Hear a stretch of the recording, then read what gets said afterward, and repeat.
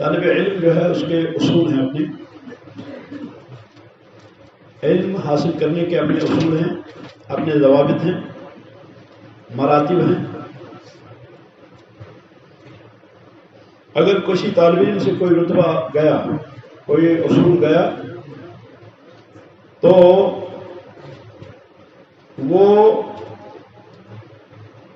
محروم ہو جائے گا علم کی آخر تک پہنچنے سے۔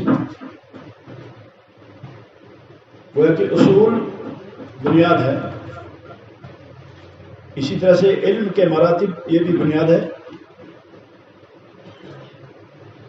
طلباء کو اپنے دل میں یہ بات بٹھانی چاہیے جو علم کے شوقین ہیں کہ علم کے حصول کا طریقہ جو ہے وہ ہے تھوڑا اور تھوڑا تھوڑا، یک لخت نہیں، بلکہ شیئن فشیئن۔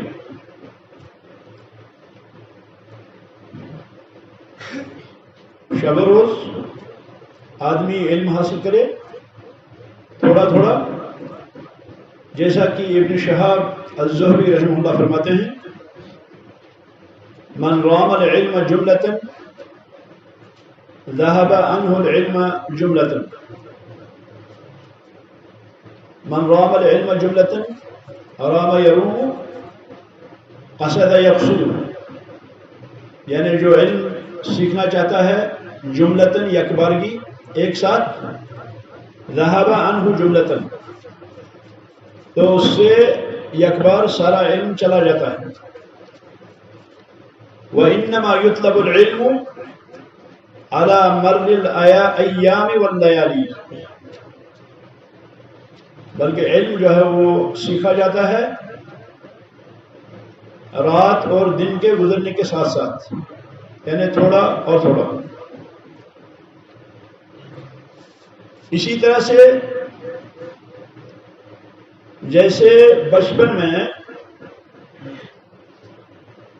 لکھنے کے آداب سکھائے جاتے ہیں، کیسے لکھو گے یہ سیکھے جاتے ہیں، کلمات کیسے بولو گے یہ سیکھے جاتے ہیں، اسی طرح سے ضروری ہے کہ تھوڑا تھوڑا آدمی سیکھے۔ جب پہلے دن مدرسے میں جاتا ہے یا اسکول میں جاتا ہے کوئی طالب علم تو اسے کہا جاتا ہے پڑھو الف، وہ پڑھتا ہے الف، با، پھر پڑھتا ہے با، پھر تا، سا، اس طرح سے کئی دن اس کے لگتے ہیں یا تک پہنچنے میں، تھوڑا تھوڑا۔ اسی طرح ادائیگی میں الف کو کیسے بولو گے، با کو کیسے بولو گے، تا کو کیسے بولو گے، یہ سکھائے جاتے ہیں تھوڑے تھوڑے۔ ضروری ہے علم کے حوالے سے کہ اس کو بھی کیا ہے، اس کو تھوڑا تھوڑا لیا جائے۔ جب آدمی تھوڑا تھوڑا لے گا نتیجہ اس کا دو فائدے نکلیں گے، ایک تو لکھنے بھی آئے گا اور پھر بولنے بھی آئے گا، تاکہ وہ اس میں پختہ ہو جائے۔ اسی طرح سے علم کے باب میں بھی ہے، علم کے باب میں بھی یہ اصول ہے کہ یبدأ بصغارہ قبل کبارہ، پہلے چھوٹا علم پھر بڑا علم، پہلے چھوٹا علم اس کے بعد بڑا علم۔ جیسے امام بخاری رحمہ اللہ نے ربانی کی تعریف میں لایا ہے کہ جو آغاز کرتے ہیں صغار مسائل سے قبل کبارہا، بڑے مسائل سے، یعنی علماء ربانی وہ ہوتے ہیں جو آغاز چھوٹے مسائل سے کرتے ہیں اور پھر بڑے مسائل کا بیان ہوتا ہے، یہ ہے ربانی۔ تو اسی طرح سے علم کے اندر پہلے چھوٹا علم اس کے بعد بڑا علم ہوتا ہے۔ گویا کہ علم کے اندر چھوٹا بھی ہے، علم کے اندر بڑا بھی ہے، فہم کے اعتبار سے۔ ایک دن ہوگا کہ آپ الف ادا نہیں کر سکیں گے اچھی طرح، لیکن پھر دوسرا دن آئے گا کہ آپ العلم ادا کریں گے۔ تو گویا کہ فہم کے اعتبار سے، اسی طرح سے عمل کے اعتبار سے بھی چھوٹا علم ہوتا ہے اور بڑا علم ہوتا ہے۔ اسی طرح سے ایک اور پہلو ہے وہ یہ کہ علم کا اللہ کی طرف سے ہونا اور اللہ کے رسول کی طرف سے ہونا۔ ایک وہ باتیں ہیں جو عام کی ہیں، عوام کی ہیں، کوئی اور کہے۔ دوسرا علم وہ ہے جو اللہ کی طرف سے ہو، اور وہ علم جو رسول اللہ صلی اللہ علیہ وسلم کی طرف سے ہو۔ العلم ما قال اللہ وقال الرسول، وہ کہ علم چھوٹا بھی ہے اور بڑا بھی ہے۔ علم کے اندر کوئی بھی چیز آسان نہیں ہے، یہ ایک حتمی فیصلہ ہے۔ امام مالک رحمت اللہ علیہ سے سوال ہوا کسی مسئلے کے بارے میں کہ فلاں مسئلے کا کیا جواب ہے؟ امام مالک رحمہ اللہ نے فرمایا لا ادری۔ امام مالک نے فرمایا لا ادری، مجھے معلوم نہیں۔ سائل نے کہا انہا مسئلۃ خفیفہ، محترم یہ تو ہلکا سا مسئلہ ہے۔ فغضب، امام مالک رحمہ اللہ کو غصہ ہوا، غضبناک ہوئے اور فرمایا لیس فی العلم شیء خفیف، علم کے اندر کوئی بھی ہلکی چیز نہیں ہے۔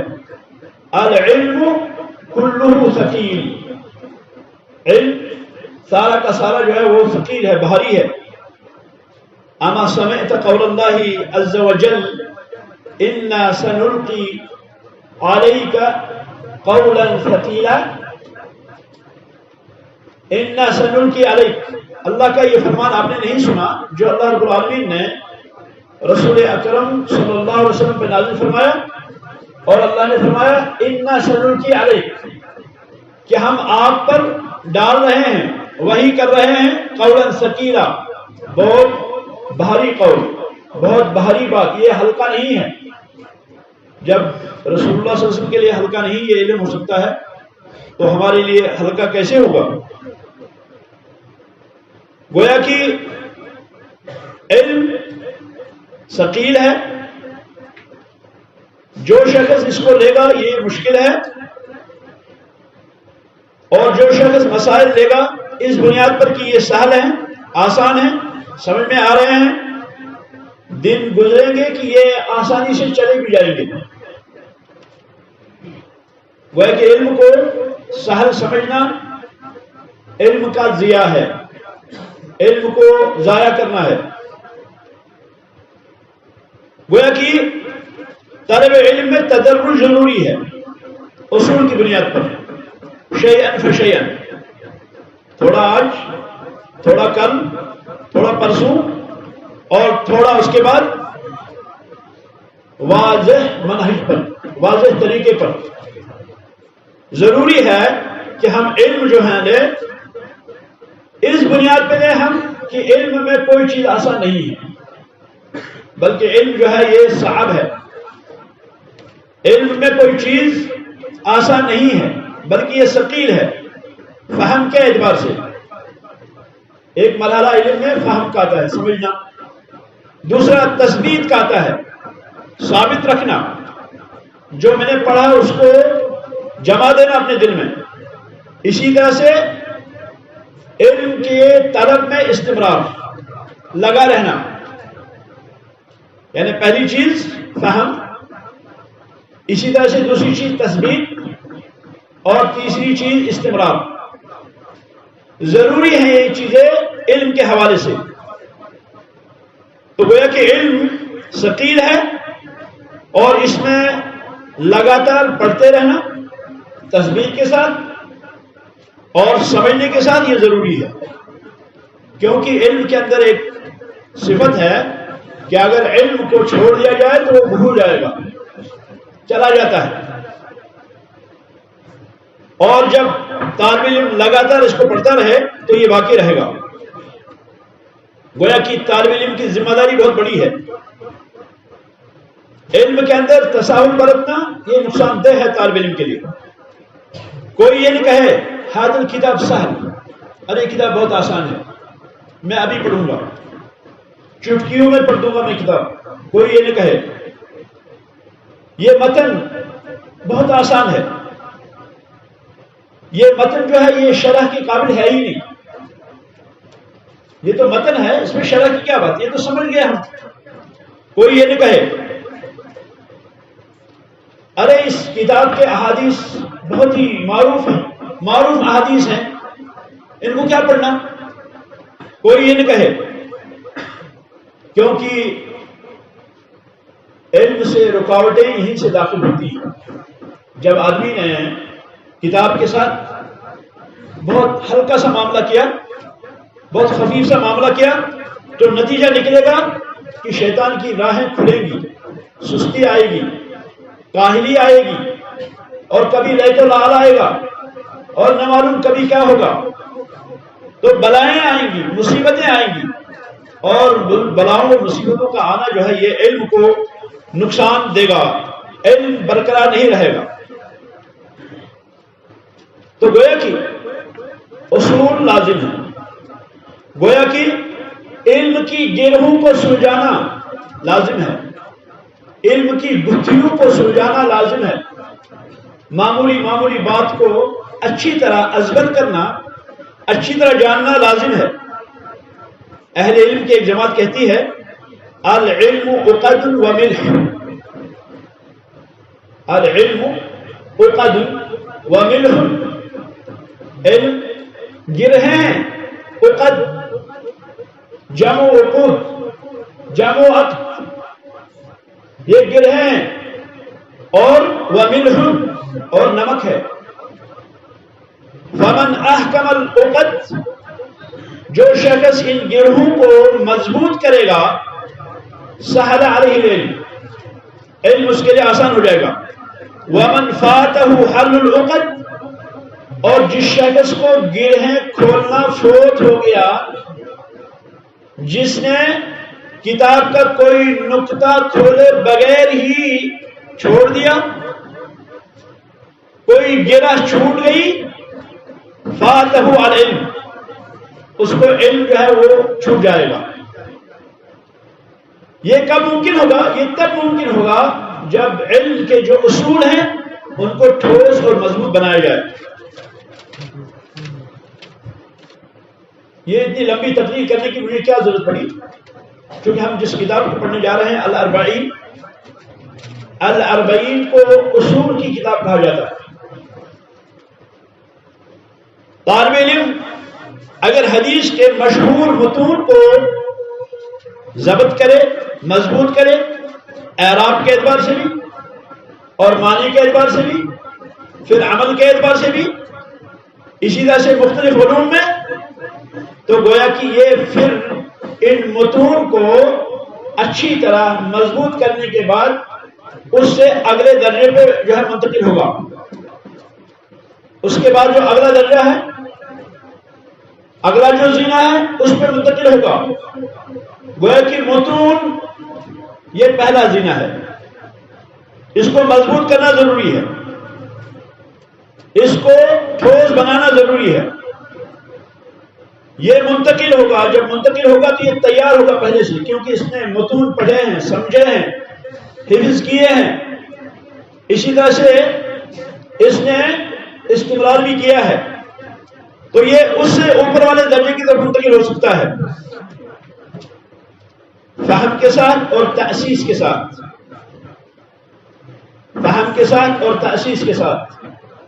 تأسیس کہتے ہیں بنیاد رکھنا۔ پہلے جو علوم ہیں، جو متون ہیں، ان کو شخص نے اساس بنایا، پھر اس پہ علم سیکھا۔ اسی لیے کہتے ہیں کہ میں تمام طلاب علم کو ترغیب دیتا ہوں کہ علم کو حزم سے لیں، پکے ارادے سے لیں، کچے ارادے سے نہ لیں، اس ارادے سے نہ لیں، ایسے نہ پڑھیں کہ ارے یہ تو مسئلہ سمجھا ہوا ہے، دوبارہ کیا پڑھنا، نہیں دوبارہ پڑھیے، سمجھیے، ایک بار سمجھ چکے پھر سمجھیے اس کو۔ یہ نہ کہیں کہ یہ آسان ہے، یہ واضح ہے، واضح کو بار بار دہرایا جاتا ہے تاکہ مزید وضاحت ہو۔ آپ لوگ سورہ فاتحہ ہر نماز میں پڑھتے ہیں، ہر نماز میں پڑھتے ہیں آپ، اسی لیے تو واضح ہے آپ کے سامنے، اسی لیے تو آپ لوگ اس کے معنی کو سمجھ سکتے ہیں اچھی طرح. اسی طرح علم کا بھی حال ہے. معلوم کو بار بار دہرائے آدمی، جو شخص علم ہے جس کا اس کو دہرائے، اس سے علم بڑھے گا. تو گویا کہ یہ اس شرح کے حوالے سے ہے. یہ جو کتاب ہے ہمارے پاس الاربعون النوویہ، اس کے مصنف علامہ یحییٰ بن شرف النووی، علامہ یحییٰ بن شرف النووی رحمہ اللہ. ان کو نووی بھی کہتے ہیں اور ان کو نواوی بھی کہتے ہیں. نووی بھی اور نواوی بھی دونوں ان کو کہتے ہیں. یہ شافعی علماء سے ہیں. انہوں نے حدیث کی کئی کتابوں کی شرح کی، فقہ کی کئی کتابوں کی انہوں نے شرح کی. اسی طرح سے لغت الفقہ میں بھی انہوں نے لکھا کہ فقہ کی کیا زبان ہے. اس کے علاوہ اور بھی کئی علوم انہوں نے جو ہے لکھے، جمع کیے. یہ جو الاربعون النوویہ ہے، اس کی اصل کیا ہے؟ اربعون النوویہ کی اصل کیا ہے؟ اس کی اصل یہ ہے کہ یہ علامہ ابن الصلاح رحمہ اللہ، جو مقدمہ ابن الصلاح کے مصنف ہیں، ابن الصلاح نے رحمہ اللہ اپنی ایک تدریسی مجلس میں کچھ احادیث کو جمع کیا. لیکن کن احادیث کو؟ ایسی احادیث کو جو کلیات کا درجہ رکھتی ہیں، جزئیات کا نہیں، کلیات. یعنی ایسی احادیث جن کا تعلق کلیات سے ہے، اصول سے ہے، بنیاد سے ہے. ایک مجلس میں انہوں نے جمع کی احادیث کہ شریعت کا علم جن اصول پہ گھومتا ہے، شریعت کے جو اصول ہیں وہ کن احادیث میں پائی جاتی ہیں، تاکہ آسان ہو. چونکہ احادیث کی بہت وسیع کتابیں ہیں، لاکھوں حدیثیں ہیں، لیکن ان میں کلیات، شریعت کے اندر جو کلیات کی حیثیت رکھتی ہیں احادیث، ان احادیث کو انہوں نے جمع کیا. اور انہوں نے جو جمع کی وہ 26 حدیثیں تھیں. 26 حدیثیں. یہ جو 26 حدیثیں تھیں، جب امام نووی رحمۃ اللہ علیہ نے ان احادیث کو دیکھا، ان 26 احادیث کو، تو اس میں پھر 16 احادیث اور زیادہ بڑھا دی. 16 زیادہ کر دی انہوں نے. تو احادیث جن کو انہوں نے مختار کیا، پسند کیا، وہ 42 بنی. اسی لیے اس کو الاربعون النوویہ کہتے ہیں تجوزن. تجوزن کے معنی یعنی کسر کا اعتبار نہیں کیا جاتا. عرب جب بولتے ہیں کبھی عدد سے کم 2 ہوتے ہیں، کبھی عدد سے زیادہ 2 ہوتے ہیں، تو اس کو کہتے ہیں تجوز. احادیث 42 تھی لیکن نام رکھا 40. پھر ابن رجب، حافظ امام عبد الرحمن بن احمد بن رجب الحنبلی رحمہ اللہ تشریف لائے، تو انہوں نے مزید 8 احادیث کا اس میں اضافہ کیا. اس طرح سے 40 کے بجائے یہ 50 بن گئی.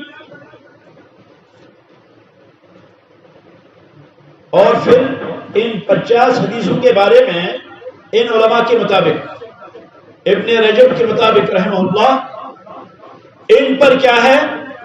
ان احادیث پر شریعت کے بعض کو سمجھنے کا دار و مدار ہے. یعنی شریعت پوری نہیں بلکہ بعض، شریعت کا کچھ حصہ سمجھنے کا دار و مدار ہے ان احادیث پر. امام ابن رجب حنبلی رحمہ اللہ کے نزدیک تو یہ حدیثیں 50 ہو گئی.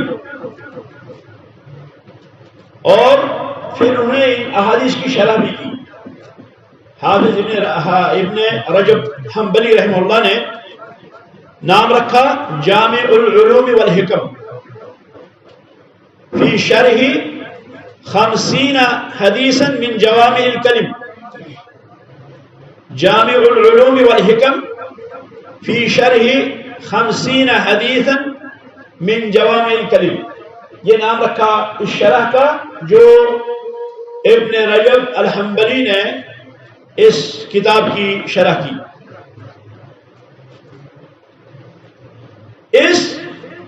ان احادیث کی اصل جو ہے، یعنی ان احادیث کو انہوں نے جمع کیوں کیا؟ ان کو اس لیے انہوں نے استعمال کیا کہ یہ جوامع کلم ہیں.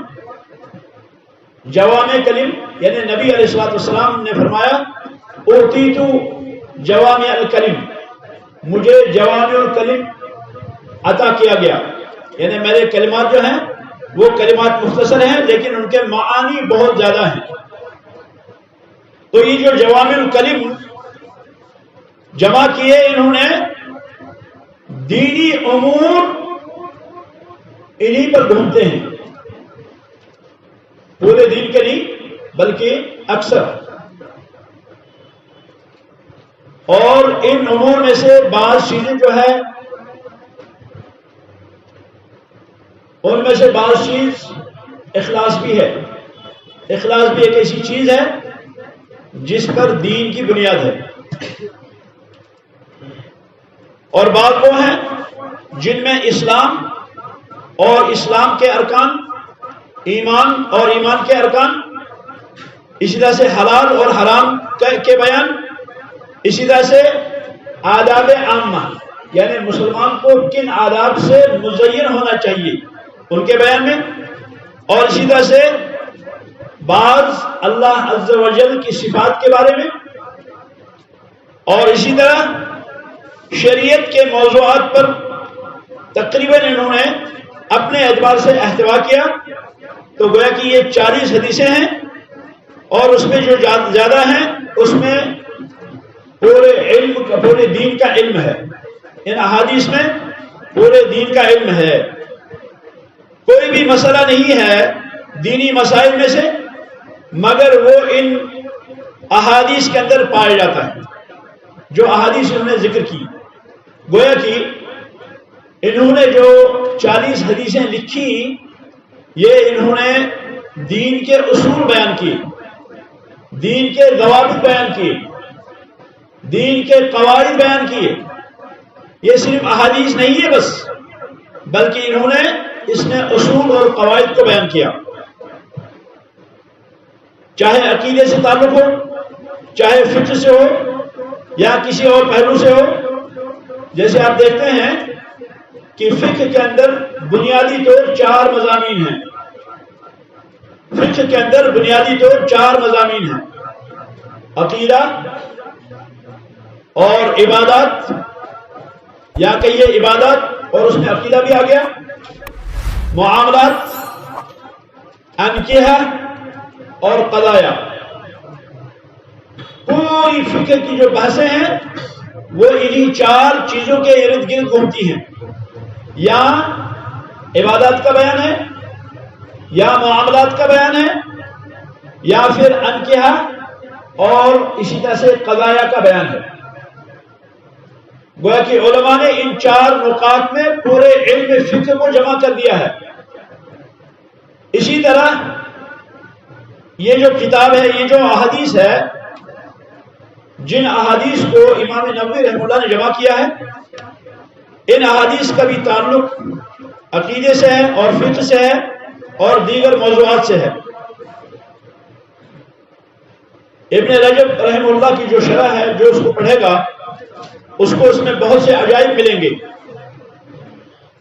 اور اسی طرح سے وہ احادیث جو زیادہ کی شرح کے طور پر یا جو اس میں اضافہ کیا اور پھر شرح کی، تو ان پر توجہ دینا بھی بہت ہی زیادہ اہم ہے اصول شریعت کو جاننے کے لیے، اسی طرح سے دین کے قواعد کو جاننے کے لیے.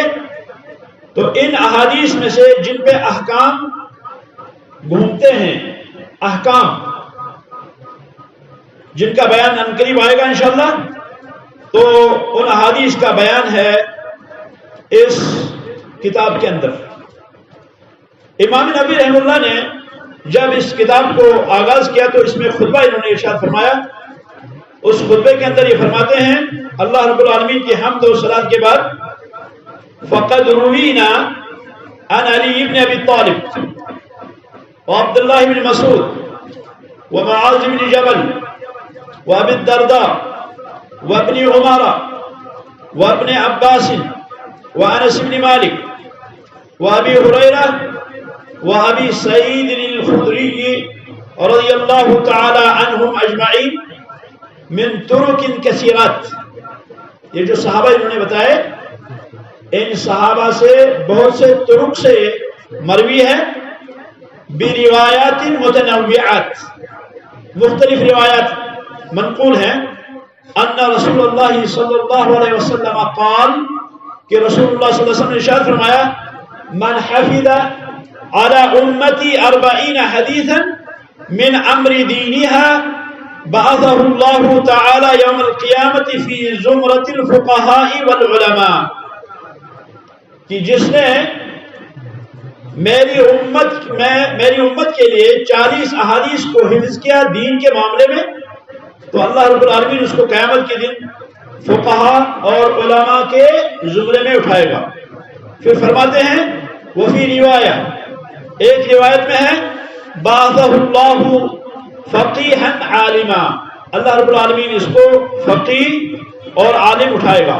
ابو الدرداء کی روایت میں ہے وَكُنْتُ لَهُ يَوْمَ الْقِيَامَةِ شَافِعًا وَشَهِيدًا. یہ امام نووی کہہ رہے ہیں کہ ابو الدرداء کی روایت میں ہے کہ میں قیامت کے دن اس شخص کا جس نے یہ 40 حدیثیں حفظ کی شافع بنوں گا اور شہید بنوں گا، گواہ بنوں گا.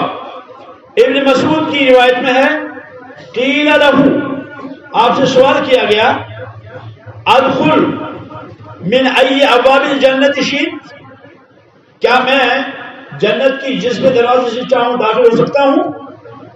ابن عمر کی روایت میں ہے کتب فی زمرۃ العلماء وحشر فی زمرۃ الشہداء، کہ 40 حدیثیں حفظ کرنے والا میری امت کی خیر خواہی میں اس کو علماء کے زمرے میں لکھا جائے گا اور شہداء کے زمرے میں اس کو اٹھایا جائے گا. یہ بیان کرنے کے بعد ساری روایات اور صحابہ کا نام اور الفاظ فرماتے ہیں واتفق الحفاظ على انه حدیث ضعیف. واتفق الحفاظ، حفاظ سارے کے سارے متفق ہیں حفاظ حدیث کہ یہ جو حدیث ہے یہ ضعیف ہے. وَإِن كَثُرَتْ طُرُقُهُ، گرچہ اس حدیث کی بہت سی طرق ہیں. پھر فرماتے ہیں وَقَدْ صَنَّفَ الْعُلَمَاءُ فِي هَذَا الْبَابِ، اس باب میں علماء نے بہت زیادہ لکھا. مَا لَا يُحْصَى مِنَ الْمُصَنَّفَاتِ، اتنی مصنفات لکھی کہ جن کا احصاء ناممکن ہے، یعنی 40 کے موضوع پر. فَأَوَّلُ مَنْ عَلِمْتُهُ، سب سے پہلے مجھے، یعنی امام نووی فرماتے ہیں رحمہ اللہ، سب سے پہلے مجھے جس کا علم ہوا کہ اس نے 40 پہ کتاب لکھی ہے وہ ہیں عبداللہ ابن المبارک رحمہ اللہ. عبداللہ ابن المبارک نے سب سے پہلے لکھی. ثم محمد بن اسلم، پھر محمد بن اسلم نے التوسی العالم الربانی، التوسی العالم الربانی، اور اس کے بعد الحسن بن سفیان النسوی، الحسن ابن سفیان النسوی، اور ابو بکر الآجری، ابو بکر الآجری رحمہ اللہ رحمہم اللہ جميعا، وابو بکر محمد بن ابراہیم الاسبہانی، والدارقطنی، والحاکم، وابو نعیم، وابو عبد الرحمن السلمی، وابو سعید المالینی، وابو عثمان الصابونی، وعبداللہ بن محمد الانصاری، وابو بکر البیہقی، وخلائق لا یحصون من المتقدمین والمتأخرین. کہتے ہیں اور بھی بہت سارے لوگوں نے اس میں لکھی، متقدمین اور متأخرین میں سے جو شمار سے باہر ہیں.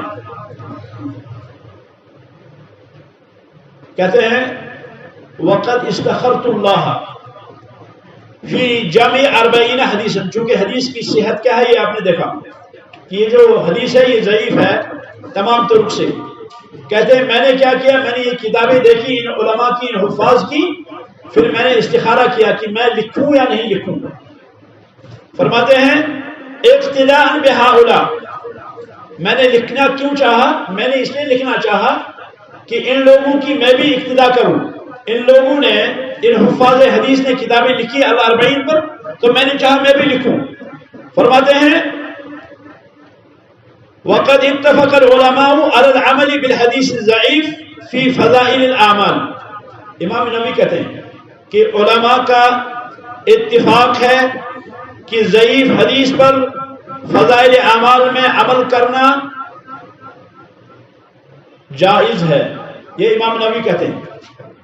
لیکن علامہ البانی رحمہ اللہ سے سوال ہوا کہ کیا حدیث ضعیف پر عمل کرنا جائز ہے, تو انہوں نے فرمایا نہیں,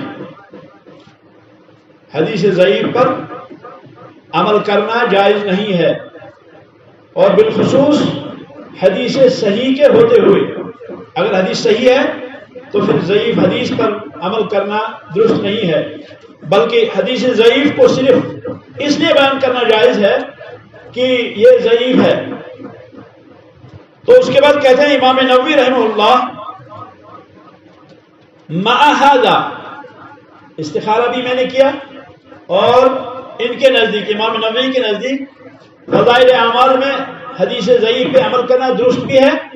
اس کے باوجود کہتے ہیں فلیس اعتمادی علی ھذا الحدیث, اس حدیث پہ میرا اعتماد نہیں ہے. یہ جو 40 والی حدیث ہے, یعنی کہ قیامت کے دن شہداء کے زمرہ یا علماء اور فقہاء کے ساتھ اٹھے گا, تو اس میں میرا اعتماد نہیں ہے. بل علی قولہ صلی اللہ علیہ وسلم فی الاحادیث الصحیحہ, بلکہ نبی علیہ السلام کے صحیح احادیث پہ مجھے کیا ہے, اعتماد ہے. حدیث کیا ہے, لیبلغ الشاہد منکم الغائب. لیبلغ فعل امر غائب, چاہیے کہ پہنچائے تم میں سے جو موجود ہے وہ غیر حاضر تک پہنچائے یہ حدیث پہنچائے. جیسے اللہ نے فرمایا لِأُنذِرَكُمْ بِهِ وَمَنْ بَلَغَ وَآخَرِينَ مِنْهُمْ لَمَّا يَلْحَقُوا بِهِمْ. تو اسی طرح سے یہاں پہ فرمایا نبی علیہ السلام نے کہ جو تم میں سے موجود ہے اس کو چاہیے کہ وہ حدیث کیا ہے وہ ان تک پہنچائیں جو یہاں موجود نہیں ہے, اس جذبے سے. اور دوسری حدیث, مشہور حدیث جو آپ سب کو یاد ہوگی انشاءاللہ, وہ ہے حدیث نضر اللہ امرأ سمع مقالتی فوعاها فأداها كما سمعها. دعا ہے رسول اکرم صلی اللہ علیہ وسلم کی. نبی علیہ السلام نے دعا فرمائی, فرمایا نضر اللہ عمران, اللہ رب العالمین اس شخص کو تر و تازہ رکھے, حشاش اور بشاش رکھے. کس شخص کو؟ سمع مقالتی, جس نے میری بات سنی, جس نے میری بات سنی یعنی رسول اللہ صلی اللہ علیہ وسلم کی بات سنی. فوعاها, پھر اس کو یاد کیا. وعا اور حفظہ اس میں فرق ہے. وعا کہتے ہیں اچھی طرح سے یاد کرنا, خوب اس کو یاد کیا. فأداها, اس کے بعد والا مرحلہ اس کو ادا کیا. کما سمعها, اسی طرح جیسے اس کو سنا تھا. تو ان دو حدیث کی بنیاد پر امام نووی فرماتے ہیں رحمہ اللہ, میں نے اللہ سے استخارہ کیا, استخارے کے بعد پھر میں نے دعا کی, اور پھر میں نے اعتماد ان دو حدیثوں میں کیا, اور میں نے اس کتاب کو ترتیب دیا. کہتے ہیں پھر ایک اور نقطہ یہ ہے کہ بہت سے علماء نے جب 40 کو جمع کیا تو کچھ لوگوں نے صرف اصول دین میں جو ہے جمع کیا, یعنی اصول دین جو ہے ان میں کتاب لکھی، بعض لوگوں نے فروع میں لکھا، اور بعض علماء نے جہاد میں لکھا، اور بعض لوگوں نے زہد کے بارے میں لکھا، بعض لوگوں نے آداب کے بارے میں لکھا، اور بعض نے خطبے کے بارے میں لکھا۔ فرماتے ہیں وَكُلُّهَا مَقَاصِدَ صَالِحَةٌ، مقاصد صالحۃ، یہ سارے کے سارے اچھے مقاصد ہیں۔ رضی اللہ عن قاصدیہا، جس کا جو ارادہ رہا ہے اللہ اس سے راضی ہو جائے۔ وَقَدْ رَأَيْتُ جَمْعَ 40 أَهَمَّ مِنْ هَذَا كُلِّهِ، یہ ہے نقطہ کہ یہ سارے جو مسائل جن میں سابقہ علماء نے 40 احادیث جمع کی تھی، میں نے یہ کہا، میں نے یہ ارادہ کیا کہ میں اس سب سے اہم باتوں کے بارے میں جمع کروں احادیث کو۔ وہی 40 حدیثاً، یہ 40 حدیثیں ہیں، مشتملہ علی جمیع ذلک، جو اس سب پر مشتمل ہے۔ یعنی سابقہ محدثین نے جو کتابیں لکھی اپنے اپنے الگ الگ موضوعات پر، تو اس کتاب میں میں نے ان سارے اصول کو جمع کر دیا۔ وَكُلُّ حَدِيثٍ مِّنْهَا، اس میں سے ہر حدیث، یعنی الاربعین النووی میں سے ہر حدیث کیا ہے؟ قاعدۃ عظیمہ، عظیم قاعدہ ہے، عظیم قاعدہ ہے، من قواعد الدین، دین کے قواعد میں سے۔ وَقَدْ وَصَفَ الْعُلَمَاءُ كُلَّ حَدِيثٍ مِّنْهَا، اس کتاب کے اندر جو بھی احادیث موجود ہیں، علماء نے ان ساری احادیث کے بارے میں بیان کیا بِأَنَّ مَدَارَ الْإِسْلَامِ عَلَيْهِ، کہ اسلام کا مدار، دار و مدار اسی حدیث پر ہے۔ اور ہوا نصف الاسلام، یہاں بعض علماء نے کہا کہ یہ حدیث جو ہے یہ آدھا اسلام ہے۔ اور ثلث، بعض علماء نے کہا کہ فلاں حدیث جو ہے یہ اسلام کا ثلث ہے، تیسرا حصہ ہے۔ وَنَحْوَ ذَلِكَ، اور اس قسم کے دیگر اقوال ان احادیث کے بارے میں انہوں نے جو ہے بیان فرمائے ہیں۔ کہتے ہیں ثم التزم فی هذه الاربعین، پھر میں اس 40 کے اندر التزام کروں گا ان تکون صحیحہ، کہ یہ ساری کی ساری صحیح ہوں۔ ومعظمها فی صحیحی البخاری و مسلم، اور اکثر، ساری نہیں بلکہ اکثر ان میں سے کیا ہے؟ بخاری اور مسلم کے اندر ہیں۔ اور بخاری اور مسلم کیا کون ہے؟ آپ اس سے بخوبی واقف ہیں۔ کسی حدیث کا بخاری اور مسلم میں ہونا کیا حیثیت رکھتا ہے، آپ اس سے واقف ہیں۔ کہتے ہیں وَأَذْكُرُهَا مَحْذُوفَةَ الْأَسَانِيدِ، میرا اس میں طریقہ یہ رہا کہ میں نے سندوں کو اس میں کیا کر دیا؟ حذف کر دیا۔ لِيَسْهُلَ حِفْظُهَا، تاکہ اس کو یاد کرنا آسان ہو جائے۔ وَيَعُمُّ الْإِنْتِفَاعُ بِهَا انشاءاللہ تعالی، اور اس سے نفع جو ہے وہ عام ہو۔ کہتے ہیں ثُمَّ أُتْبِعُهَا بِبَابٍ فِي خَفِيِّ أَلْفَاظِهَا، پھر میں باب لاتا ہوں ہلکے سے الفاظ میں۔ وَيَنبَغِي لِكُلِّ رَاغِبٍ فِي الْآخِرَةِ، ہر کسی کو چاہیے، کس کو؟ راغب فی الآخرہ، جو آخرت میں رغبت رکھتا ہو۔ کس آخرت کے بارے میں؟ جس آخرت کے بارے میں اللہ نے رسول اکرم صلی اللہ علیہ وسلم سے فرمایا وَالْآخِرَةُ خَيْرٌ لَكَ مِنَ الْأُولَى، وَالْآخِرَةُ خَيْرٌ لَكَ مِنَ الْأُولَى، آخرت آپ کے لیے دنیا سے بہتر ہے۔ اللہ فرما رہے ہیں اور فرما رہے ہیں رسول اکرم صلی اللہ علیہ وسلم کو، آخرت آپ کے لیے دنیا سے بہتر ہے۔ تو اس آخرت میں رغبت رکھنے والے جو لوگ ہیں ان کو چاہیے ان یعرف هذه الاحادیث، کہ ان احادیث کو پہچانیں، لما اشتملت علیہ من المہمات، کیونکہ یہ اہم ترین مسائل پر مشتمل ہے، اور واحتوت علیہ من التنبیہ علی جمیع الطاعات، ساری جو اطاعتیں ہیں، فرما برداریاں ہیں، جو اللہ رب العالمین سے قرب کا ذریعہ ہے، فرما برداری، ان تمام فرما برداریوں پہ اس میں آگاہی موجود ہے، ان احادیث کے اندر موجود ہے وَذَلِكَ ظَاهِرٌ لِمَنْ تَدَبَّرَ، اور یہ اس شخص پہ ظاہر ہوگی جو تدبر کرے گا، غور کرے گا۔ پھر آخر پہ کہتے ہیں وَعَلَى اللَّهِ اعتمادی، میرا اعتماد اللہ پر ہے، وَإِلَيْهِ تَفْوِيضِي وَإِسْتِنَادِي، اور اسی کو میں اپنا آپ سپرد کرتا ہوں، وَلَهُ الْحَمْدُ وَالنِّعْمَةُ، اور اللہ ہی کے لیے حمد ہے اور نعمت بھی اللہ ہی کے لیے ہے، وَبِهِ التَّوْفِيقُ وَالْعِصْمَةُ، اور توفیق بھی اللہ کے ہاتھ میں ہے اور حفاظت بھی اللہ کے ہاتھ میں ہے۔ لَهُ الْحَمْدُ وَالنِّعْمَةُ، حمد بھی اللہ کے لیے اور نعمت بھی اللہ کے لیے۔ نماز میں آدمی کہتا ہے سمع اللہ لمن حمدہ، سمع اللہ سن لیا اللہ نے، لمن حمدہ سن لی اللہ تعالی نے اس شخص کی بات جس نے اللہ کی حمد بیان کی۔